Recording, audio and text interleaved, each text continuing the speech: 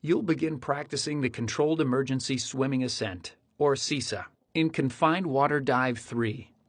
Previously, you learned that you simply look up, reach up, and swim up, making an ah sound. Keep all your gear in place.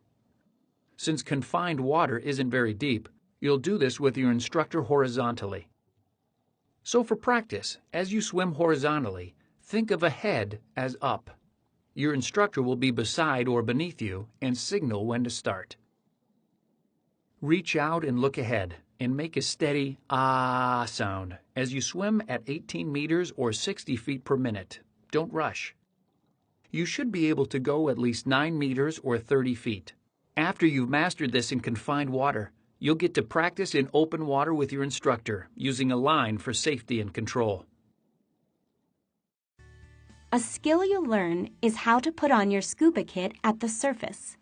This is a common part of small boat entries, but you may do this from almost any size vessel, from docks and other situations. With your equipment fully assembled, go through your pre-dive safety check, even though you're not wearing it. Make sure it will float. You may need to put your weights in after you get into it. If you're not using a weight-integrated BCD, you'll put your weights on after you have your dive kit on. Don't enter the water without a BCD while wearing your scuba weight system. When ready, put your gear in the water, on a line if you won't get in right away, or your buddy can hand it to you after you enter. Enter using a suitable technique, like the controlled seated entry. For this entry, sit like this and put both hands on the deck, like this. Pivot onto your hands and lower yourself in, like this. Now, unbuckle the waistband, hold your kit upright and slip into it. It may help to have just enough air in the BCD so it barely floats.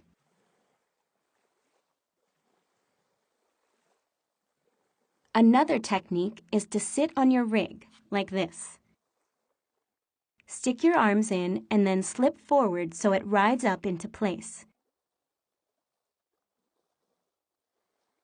After it's on, secure and adjust the harness. Then put on your weight system if it was too heavy to put on before.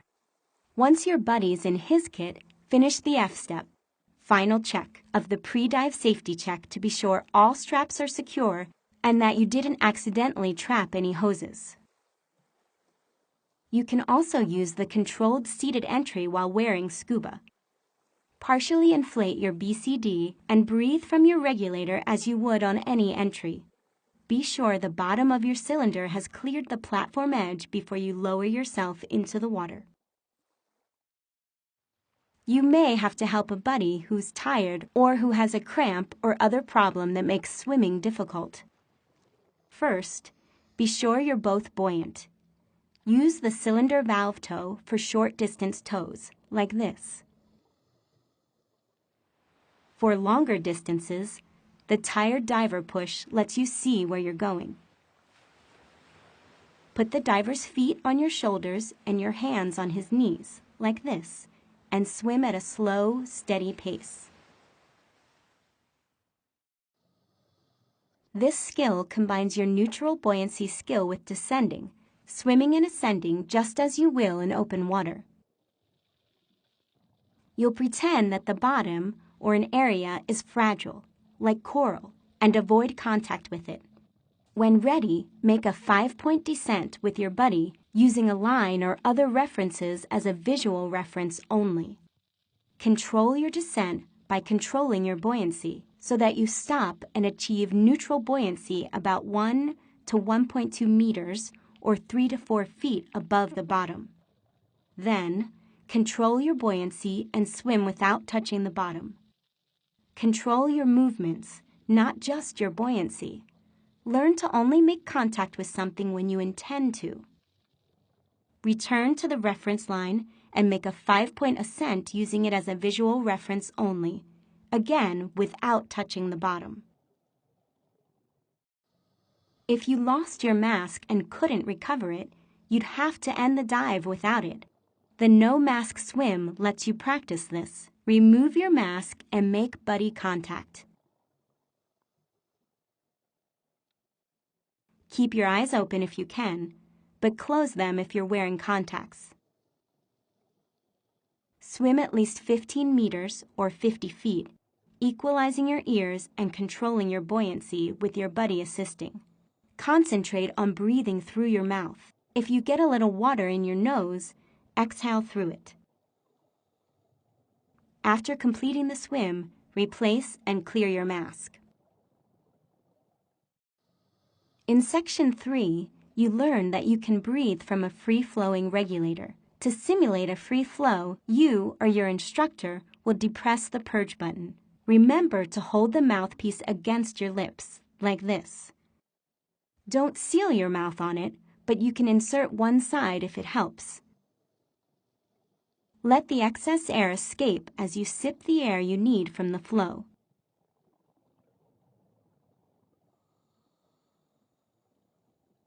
After practicing, check your SPG.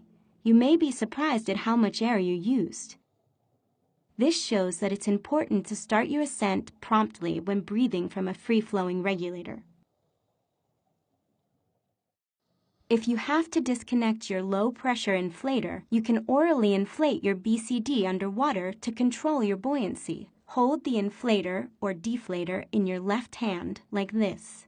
Take a breath from your regulator, then blow a third to half your breath into your BCD, like this, and save enough to clear your regulator. Go back to your regulator, then repeat the process if you need more buoyancy. Don't forget, blow bubbles when the regulator's out of your mouth. After establishing neutral buoyancy, hover for 60 seconds using breath control and making small adjustments as needed. Skin diving, breath hold diving without scuba, lets you scout an area or explore shallow water without wasting scuba air. You can also skin dive where scuba diving isn't available. Proper breathing helps you hold your breath longer. Relax and breathe from your diaphragm.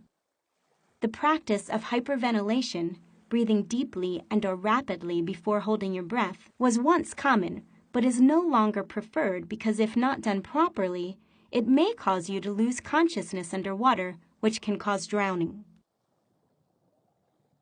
Relaxed diaphragm breathing will help you hold your breath longer. When you return to the surface after a breath hold dive, breathe normally from your diaphragm. A strong exhalation after surfacing from a long breath hold can cause you to become faint. Relax for several minutes while your body oxygen and carbon dioxide levels return to normal. If you feel dizzy or lightheaded, or feel tingling in your hands, arms, or feet, stop diving down. Rest. Relax and breathe at the surface until you fully recover. Use a head-first surface dive, sometimes called a duck dive, to get underwater quickly. Swim forward breathing relaxed from your diaphragm. Then hold a breath and bend forward, like this. See how you lift your legs as straight and high as you can? Their weight pushes you down efficiently. Swim downward, equalizing as you've already learned. Relax and explore. With practice, you may be surprised how long you can stay on one breath. Notice that your buddy stays up while you're down. Take turns, one up, one down. That way, if someone needs help, the buddy comes down to assist with a fresh breath. When you feel the urge to breathe, look up, reach up, and turn so you can see as you come up. While looking up, exhale as you go through the last meter or few feet of water. Keep exhaling as you roll forward to a swimming position, and your snorkel should be nearly clear of water. If not, use the blast method you learned earlier. Some divers prefer the blast method in any case. Sometimes you take your kit off in the water to exit. Inflate your BCD, then remove and hand up your weights. Switch to your snorkel, then release your harness and slip out of your rig. It may help to only inflate the BCD enough for your rig to float. Keep all your other gear in place. Then hand up your kit or tie it to a line. If you're exiting without a ladder, like onto a small boat or low dock, push up with your arms and kick to raise yourself. Twist into a seated position like this. Or lower yourself onto your chest and roll over like this. Once out, lift your kit from the water. It's very rare that you remove and replace your kit underwater, but you learn to do so for situations in which you might need to, such as getting out of some entanglement, or once in a while to make an adjustment. This is one of the few skills where it's important to be negatively buoyant, so find insensitive bottom away from fragile aquatic life. Negative buoyancy in kneeling helps you control your stability once you take your kit off, especially with weight-integrated BCDs. Here's one way to do this, though there are others. With a low to moderate amount of weight in a weight-integrated BCD, or without integrated weights, deflate your BCD completely. If you have a lot of weight in a weight-integrated BCD, you may want to have just a bit of air so you can handle it. After deflating it, kneel with your right knee up like this. Loosen and release the straps, then take the unit off, starting with your left arm. This is important for keeping your regulator in place. Keep your kit upright and don't let go. Immediately stand it on your right knee, close to your body. This keeps its weight where you need it to offset your exposure suit's buoyancy. Keep your right arm partially through the opening to control it. You can completely remove both arms and lay it horizontally on your knee or lap if circumstances require, though you'll need to stand it back up to put it back on. Replace the unit like a coat, starting with your right arm, again so your regulator stays in place. Pull it all the way onto your right shoulder so the weight stabilizes you. It may help to hold the bottom of your cylinder with your right hand and lean forward just a bit. Then slide your left arm in. Before fastening the straps, double-check that you're not trapping any hoses or accessories. The main reason to remove and replace weights underwater is to adjust your trim or to adjust your weight. Sometimes a weight pouch comes loose or you have some other weight system adjustment to make. How you do this depends upon your weight system. You may remove and replace individual weights, weight pockets, or your entire belt. This is another skill in which negative buoyancy helps. On insensitive bottom, deflate your BCD, then kneel with a knee up on the side from which you're removing weights or the right knee with a weight belt. Remove the pocket or weight and rest it on your knee. Replace it much like you would at the surface. With many systems, it helps to lean back so it slides into place. Your instructor will show you the techniques best suited to your kit. With a weight belt, release it and pull it from behind your back with the buckle side, the left side free, and drape it on your knee, like this. Replace it like this, much as you would at the surface. Remember to bend or lie forward, face downward after you have it in place, so it rests in the small of your back. This takes tension off the buckle so you can resecure it easily. Check for trapped hoses before tightening it completely. Sometimes you have to descend or ascend without a reference that you can see or touch. Follow the same 5-point descent and ascent steps you've already learned, but watch your computer and control your speed with your BCD. To practice this in confined water, ignore any visual clues and reference your buddy and your computer. As you descend, equalize, maintain contact, and adjust your buoyancy. Don't rush. It's easier to control a slow descent than a rapid one. While ascending again, maintain buddy contact. Hold on to each other if necessary. Control your buoyancy and ascent rate. Again, slower is easier. Make a safety stop by hovering in mid-water at 5 meters or 15 feet. To practice this in confined water, stop about halfway between the bottom and the surface.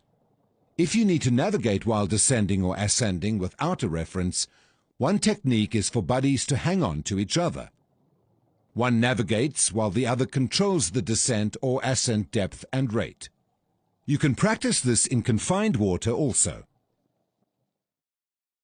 During the course, you'll make one or more mini dives. Mini dives are simulated dives in which you practice the steps of the actual dive much as you would in open water.